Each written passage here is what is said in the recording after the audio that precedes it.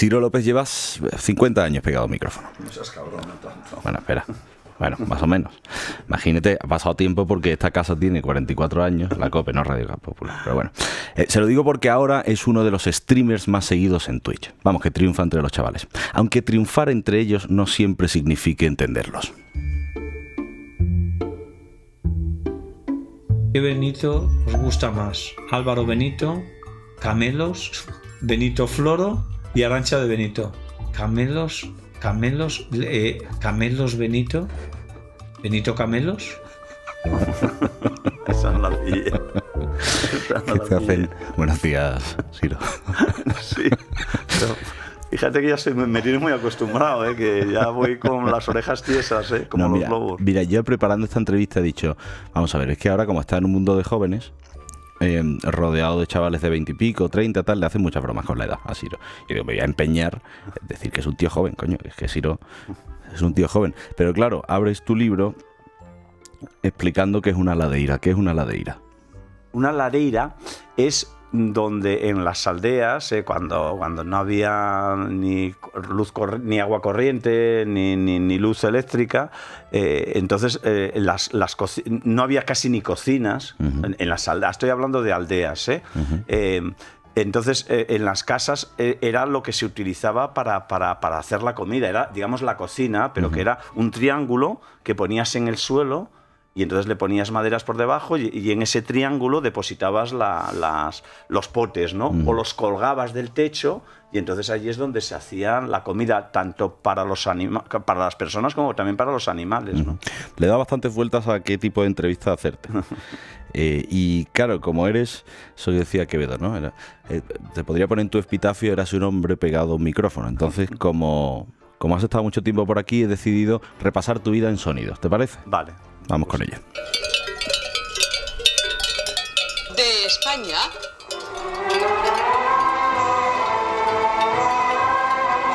para los españoles. Amigos, muy buenas noches a todos. Empezamos el programa de hoy contestando algunas de las muchas peticiones pendientes. Pueden escuchar. ¿Por qué es especial este programa? Pues porque mis padres emigraron a París, lo cuento en el libro, durante 2 años y medio, y entonces yo me quedé en la aldea, que es donde aprendí el poco gallego que sé, lo aprendí allí, ¿no? Y entonces me quedé con mis abuelos y a las 8 de la tarde empezaba España por los españoles, que era un programa que hacía Radio Nacional de España y que se escuchaba tanto aquí en España como también en el extranjero. Entonces, normalmente lo que hacía la gente que estaba emigrada era, pues el día del cumpleaños de su hijo o de su madre o de su hermano, pues dedicarle un disco. Entonces, para mí es un programa especial porque en uno de esos programas que escuchaba mi abuelo mientras vigilábamos a las vacas, pues ponía siempre con una radio portátil, pero que era como las radios que tenías dentro de casa. Y entonces uno de los días, por ejemplo, mis padres me dedicaron en un cumpleaños, me dedicaron una canción ahí. Entonces, para mí ese programa y ese sonido es quizás el primer sonido que tengo de radio. O sea, eso y Matilde, Perico y Periquín seguramente que serán los primeros sonidos que tengo en mi memoria radiofónica. ¿Por qué estudiar periodismo se convirtió en un sueño? Pues porque me gustaba mucho el deporte. Desde los 12 años yo siempre tuve claro que quería ser periodista. Y después, puede que por esa emigración de mis padres a París, haces un mundo de ensueño. Es verdad que después cuando estuve en París no me decepcionó. Siempre cuando te hablan tan bien de un sitio, pues a lo mejor te decepciona cuando estás. Después no me ha decepcionado.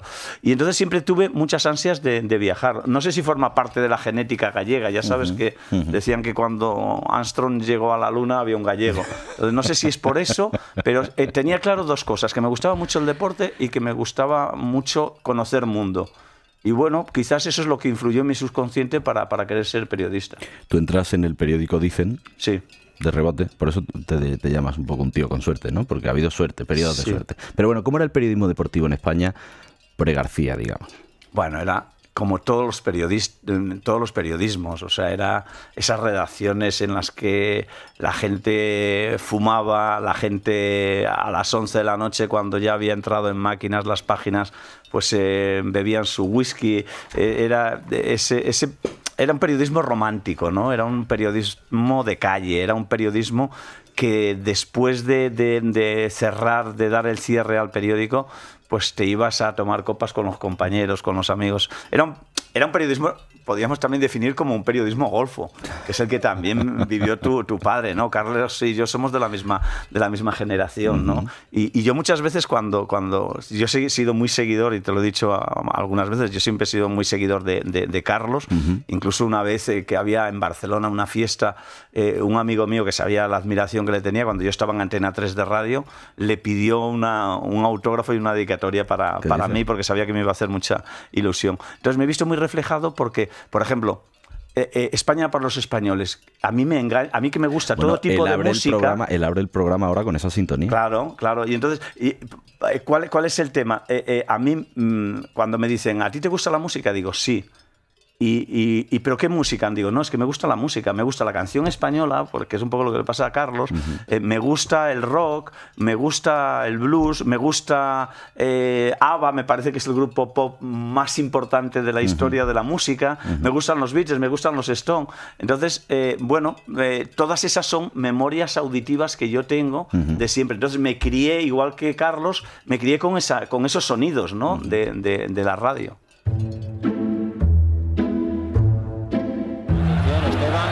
Kundi, Simonsen y gol de Kini. Kini ha marcado el 1-0 para el Hondo. Maceda y gol. Gol de Maceda. Oportunidad y marca el 2-1. Y gol de Esteban. Qué jugada, señores, acaba de realizar Esteban. Final de la Copa del Rey. Gijón, Sporting de Gijón, Barcelona, Estadio Vicente Calderón. ¿Y qué pasa? Y entonces nada, pues antes, cuando asistía el Vicente Calderón, y además durante muchos, yo creo que hasta el final se mantuvo esa liturgia, digamos, que era que para acceder a los vestuarios, tú estabas detrás de la valla, tenías que saltar la valla, bueno, para pasar la valla había una puerta y quedaba al túnel de vestuarios, pero tenías como que acceder al campo, ¿no? Entonces acaba la final, gana el Barça, y yo estaba cubriendo la información para el periódico Dicen con mi amigo Enrique García Corredera. Y entonces iba a pasar, y de pronto pues un policía nacional, un gris de aquellas, me empuja y le digo, oiga, que llevo la acreditación, que tengo que entrar, que va a haber las ruedas de prensa de los entrenadores y tengo que cubrirlas y tal. No, hay que decir que claro, estaba el rey Juan Carlos, o sea, porque era la Copa, final de la Copa del Rey, 81, ¿no? Pues había mucha seguridad, 81, mucha seguridad. Entonces, nada, pues yo me encaro un poco con él, oiga, que tengo que entrar, que yo llevo acreditación, que yo vengo aquí a trabajar, que tal, al final me aparta otro policía nacional a un lado. Y nada, digo, bueno, pues a ver, ya cuando quieran, yo protestando, quejándome, tal, no sé qué. Y de pronto, como han pasado como 5 minutos, que dije, bueno, a ver cuánto me van a tener aquí, viene otro policía nacional, veo que le hace un gesto un capitán o un comandante, yo que ya no sabía cómo iban lo de las estrellas, y que me llevaran. Y bueno, me voy con ellos, me meten por el interior del estadio, y bueno, me dejarán en la sala de prensa. ¿Qué narices? O sea, me llevaron yo no sabía que había un calabozo en el Calderón. Entonces, allí me tuvieron. La suerte que tuve es que Enrique García Corredera, que estaba cubriendo conmigo la información para el periódico Dicen, vio lo que pasó.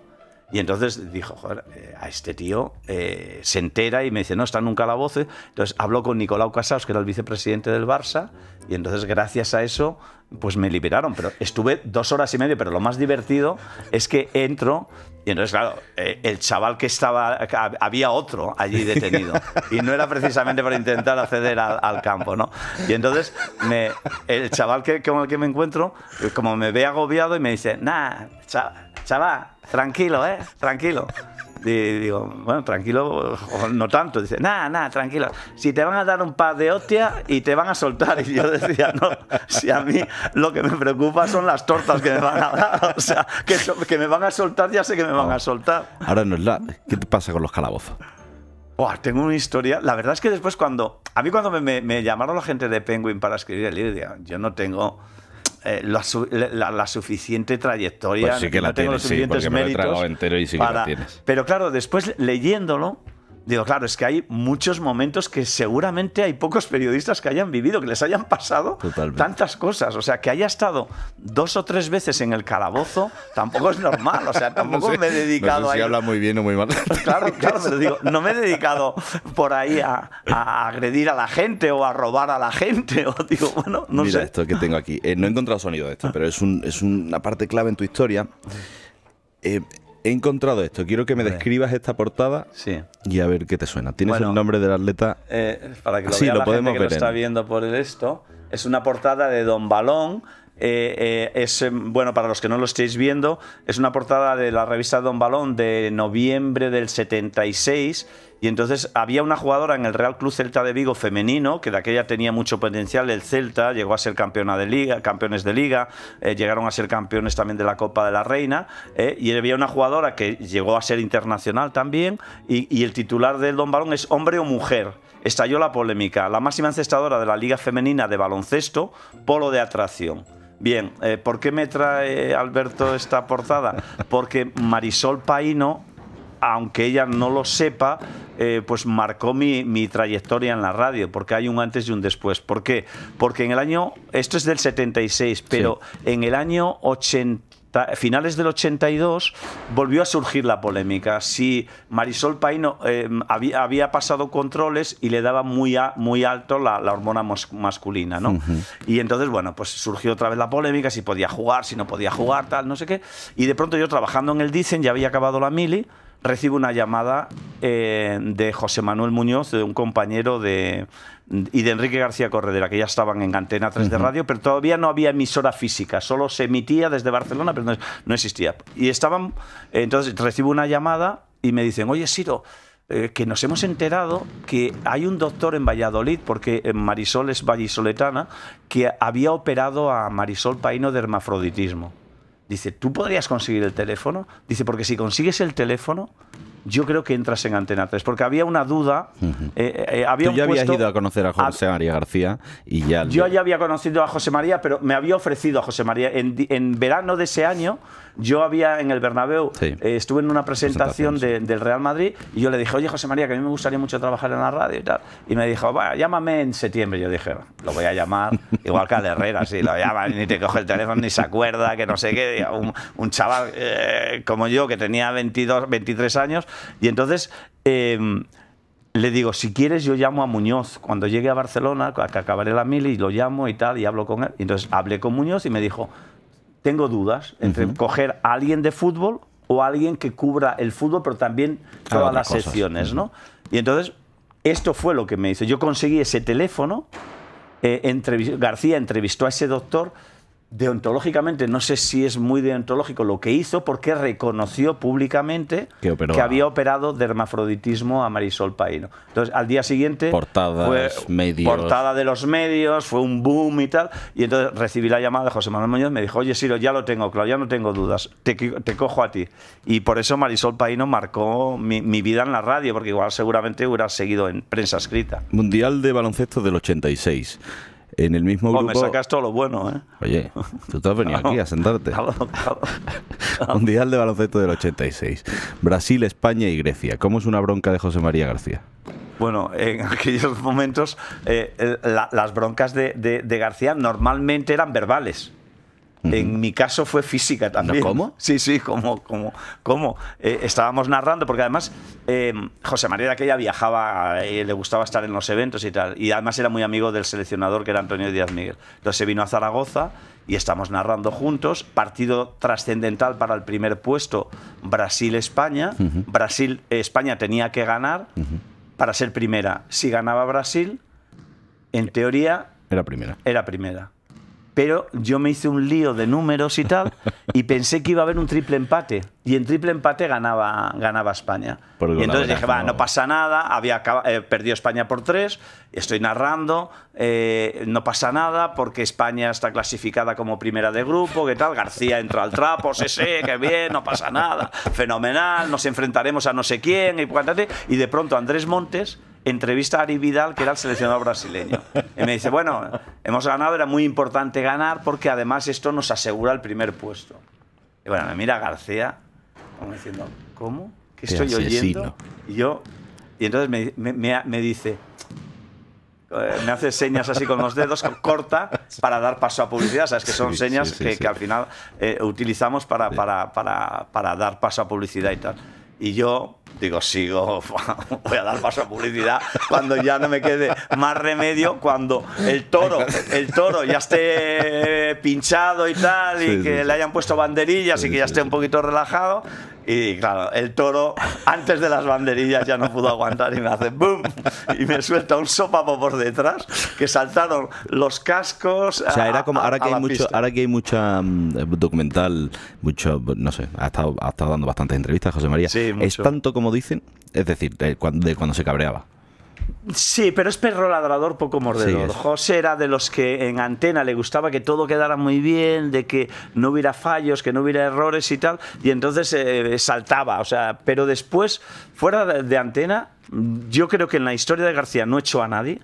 A mí tuvo motivos para echarme y no echó nunca a nadie. Y después no era el típico jefe que acababa el programa y te llamaba, por ejemplo, yo que estaba en Barcelona sobre todo, no era el que te llamaba para decirte, oye, pero ¿cómo has hecho eso? Es que mañana te voy a mandar a la fila del paro y qué tal. No, yo siempre he dicho lo mismo, con sus defectos.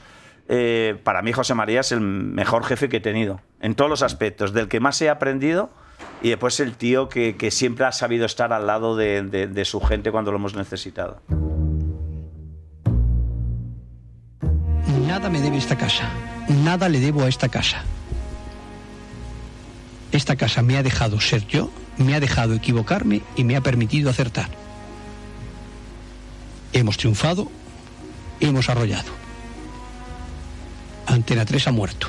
Ahora comienza otra radio. No sé si va a ser mejor o va a ser peor. ¿No te vas con García?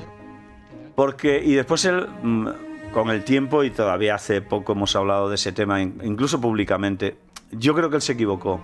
No supo llevar la situación como nosotros en el mismo momento que José María dice estas palabras, cogemos el teléfono, porque estábamos en vísperas de los Juegos Olímpicos de Barcelona y digamos que la gran masa de la redacción estábamos en Barcelona. Cogemos el teléfono y le llamamos y decimos, José, nos vamos contigo. Y entonces él nos pide que hagamos los Juegos. Ciro, tenéis que hacer los Juegos, habla conmigo, porque digamos que yo era un poco el que lideraba en ese momento, aunque tenía que haber liderado Javier, pero Javier estaba en el Tour de Francia, Javier Ares y Pepe Gutiérrez, y entonces un poco el que tenía experiencia en juegos era yo, y estaba liderando el equipo de allí. Y me dijo, Ciro, tenemos unos compromisos además publicitarios, no podemos dejar tirada a la gente y tampoco hay que irse de los sitios con caballerosidad y sin hacerle, entre comillas, una putada a la empresa, ¿no? Y entonces decidimos quedarnos, perfecto. Mantuvimos la misma postura. Tuvimos una reunión en Barcelona, mantuvimos la misma postura, pero cuando acaban los Juegos hay un impasse de 15 días que él no nos aclara nada. Él había firmado ya con la COPE, ¿no? ¿O no? Yo creo que no. Él tenía la duda entre COPE y Onda Cero. Entonces, pero eso a nosotros no nos lo acababa de explicar. No nos explicó si íbamos a mejorar, qué pasaba con los 10 años de antigüedad que teníamos. Claro. Y yo se lo dije al día siguiente. A mí, creo que al único que llamó al día siguiente de comunicarle a él que seguíamos en Antena 3 fue a mí. Y entonces yo le dije, digo, José, si nosotros tuviéramos 22 o 23 años y no tuviéramos una familia detrás, yo, en tu caso, diría que no somos leales contigo, o sea, y que hemos traicionado tu lealtad hacia ti. Digo, pero José, nosotros tenemos familias detrás, hay situaciones familiares, pues yo me parece que hacía un par de años que me había separado de mi primera mujer, pues Javier vivía en Valladolid, pero igual a lo mejor tenía que venirse a Madrid. Bueno, eran situaciones, entonces tú no puedes pretender que vayamos con una venda en los ojos y que digamos, no, veniros conmigo y ya veremos lo que pasa. Entonces yo creo que eso él no supo negociar esa situación, y al final nos quedamos por eso. Bueno, has conseguido hacer de una cadena de televisión una cadena que juegue la Champions League, y has conseguido que un equipo juegue la Champions League, gane la Liga y se convierta en un... Yo, por ejemplo, el Super Depor, yo soy de los 90 y tal, recuerdo perfectamente la época, no sé si Macay, Tristán... Sí, claro. Sí, bueno, lo recuerdo como un equipo de superestrellas. Bebeto, Badjalmiña, Flavio Conceição. ¿De qué te quedas? Es decir, ¿por qué no seguiste en el fútbol? Porque siempre tuve el deseo... De hecho, yo para dar el paso de... Fíjate que no tenía muy claro mi futuro allí en Coruña cuando me llama el Depor, pero me costó 15 o 20 días el tomar la decisión de dar el paso al otro lado. Yo siempre quise ser periodista, y periodista de tener un micro o una máquina de escribir en aquella época para poder trasladar lo que yo pensaba o las informaciones que yo tenía, ¿no? Entonces me costó mucho dar el paso, y entonces siempre tuve claro, eso sí, una vez que di el paso y lo pasé muy bien en el Deportivo como jefe de prensa, que solo volvería al periodismo de la otra trinchera, de la mía, si me llegaba una oferta de Madrid y de Barcelona. Y ahí apareció el año que fuimos campeones, faltaba un mes para acabar en la Liga. ¿Fue el año 2000? El año 2000. Y entonces recibo una llamada de Manolo Lama. Manolo y yo siempre, a pesar de que hemos estado en trincheras distintas, porque él estaba en la serie y yo en Antena 3, ya sabes eso de que se hablaba de la guerra, que es mentira, por lo menos en la relación nuestra de la gente de baloncesto y tal, no hubo nunca ninguna guerra, nos llevábamos muy bien. Entonces me llama Manolo y me dice, oye, te llamo porque te conozco y sé que te vas a creer que es una coña, que es un vacile, y antes de que los mandes a esparragar, digo, te van a llamar la gente de Telemadrid para ofrecerte la posibilidad de ser el jefe de deportes de Telemadrid. Y entonces ahí sí que ya no tuve ninguna duda, porque dije, si la oferta es de Madrid o de Barcelona y es para volver a la trinchera, ahí me apunto. Y nada, y por eso no seguí en el fútbol, pero lo pasé muy bien. Coruña es una ciudad maravillosa para vivir. Fíjate, si para ti que vives en Sevilla es maravilloso, pero es una ciudad el triple o el cuádruple que Coruña. Totalmente. Pero que sabes que se vive mucho mejor en ciudades medianas o pequeñas que en una ciudad como Madrid o Barcelona. O sea que en ese sentido estaba muy bien allí. Hay un momento de tu libro, de tus memorias, un tío con suerte, un tipo con suerte. Un poquito, no sé si es que no sé qué piensas de esta etapa en tu vida y te lo voy a poner. Yo no suelo entrar en polémicas y tal, pero yo creo que es un tipo sincero y que puedes aguantar este audio perfectamente. Sí, a ver. ¡Ciro, por favor! Hombre. No es que digas la palabrota, te vas a casa. Bueno, pues me voy. Ya está. Si quieres que me vaya, me voy. Pero antes de levantarte... ¿Podrías hacerlo? Antes te lo Dímelo. No me lo pienso. No me amenaces porque me voy cuando me dé la gana. Venga, piénsalo bien. No, lo pienso bien. Lo pienso bien. Tengo dignidad, ¿eh? Tengo mucha dignidad. Bien. Pues ya el dedo corriendo. No te preocupes. No, Ciro. No sé si preguntarte por Punto Pelota, por el Chiringuito, por Josep, o que digas lo que quieras. No, puedo hablar, ya sabes que soy muy sincero, y en el libro lo primero que me dijeron es de que un poco que un libro de memorias lo que tiene que ser un poco es a corazón abierto, ¿no? Y yo dije, bueno, en eso siempre he sido bastante de corazón abierto, con lo cual, a ver, a mí en esta bronca que yo... Hombre, no sé si llamarle que me avergüenzo. Sí que es verdad que no la he visto nunca. Entera no la he visto nunca. Y tiene, no sé si 3 millones o 4 millones de visionados y tal. Pero es cierto que yo... lo que peor llevo desde muy pequeño, incluso con mis padres, cuando se enfadaban conmigo y había a lo mejor una medio amenaza, yo eso... Supongo que es como todo el mundo, ¿no? Pero a mí me afecta especialmente, y ahí hay una amenaza implícita. Cuando me dice que lo piense, que no sé qué, es decir, que me está trasladando que me lo piense, porque si no igual me quedo sin un puesto de trabajo. Bueno, yo no pues, te hablo tanto de la bronca en sí, porque al final, pues oye, cada uno está caliente en un momento, otro tal, que no será ni la primera o última bronca de televisión, no me refiero a tuya, sino que ha habido, ¿no? Pero ese tipo de... Punto Pelota...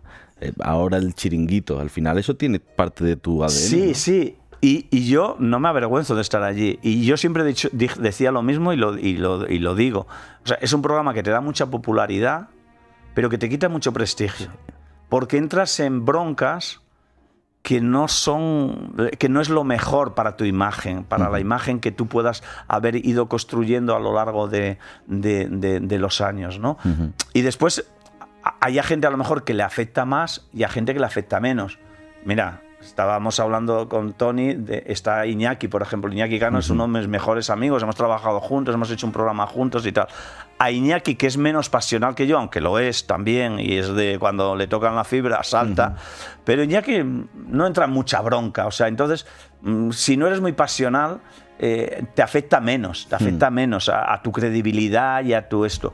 Entonces, yo definiría esa etapa como que te da popularidad, pero te crea credibilidad. Y después, sí es verdad que yo, que estuve mucho tiempo en el programa, realmente trabajando en el programa, codo con Pedrerol, estuve 3 años o 4.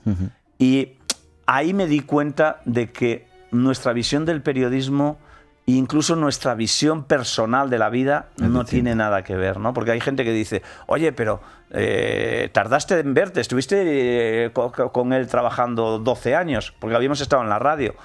Digo, sí, pero yo era un colaborador. Yo iba allí, estaba hora y media o 2 horas y me largaba, ¿no? Nada, sí. Entonces, no tenemos nada que ver, o sea, ni en el aspecto profesional ni en el aspecto personal, no, somos muy diferentes, muy diferentes.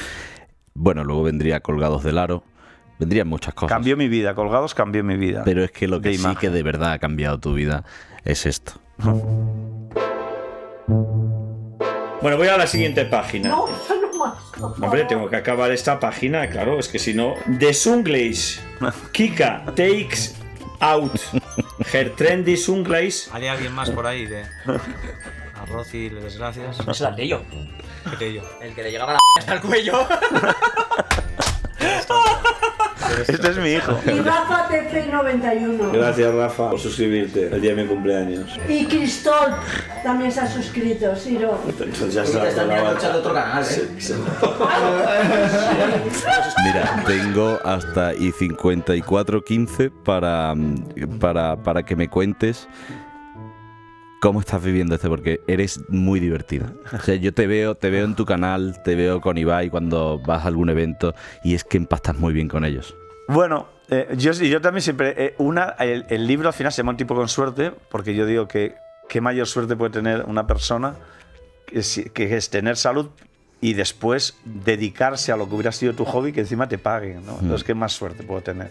Entonces, pero también estuvimos dudando con otro título que era algo que tuviera que ver con Peter Pan. Ajá. Porque yo siempre digo que soy una persona ahora de 67 años con una cabeza de 25. O sea, hago las mismas locuras claro, yo, por ejemplo, me es muy difícil meterle la bronca a mis hijos. Porque yo sigo todavía siendo el mismo loco de los 25, de los 26, de los 24 años, ¿no? Entonces, no me ha costado nada. O sea, y tú al final sabes que la cámara y el micro no engaña. Y si yo me aburriera, los chavales se darían cuenta que yo me aburro. Entonces tú dices, joder, es que te lo pasas bien y haces que los demás se lo pasen bien. Bueno, pues porque yo me lo paso bien. Para que los demás se lo pasen bien, primero te lo tienes que pasar bien tú, ¿no? Entonces me divierto mucho y me ha cambiado la vida. En todos los aspectos, Alberto, y soy sincero. O sea, económicamente me ha cambiado. O sea, ahora llego a fin de mes, antes no llegaba. Twitch da dinerito. Sí, me ha cambiado la vida en ese sentido. Yo que siempre he vivido al día, o sea, yo nunca era incapaz de ahorrar, de tener más de 2.000 euros en el banco, ¿no? En la cuenta. Y ahora puedo tener 2.000 euros en el banco al final de mes. Sí, qué bonito que hayas venido a la emisora. No, qué bonito que me hayas invitado y ver a tanta gente que quiero. Un abrazo fuerte. Muchas gracias, Alberto.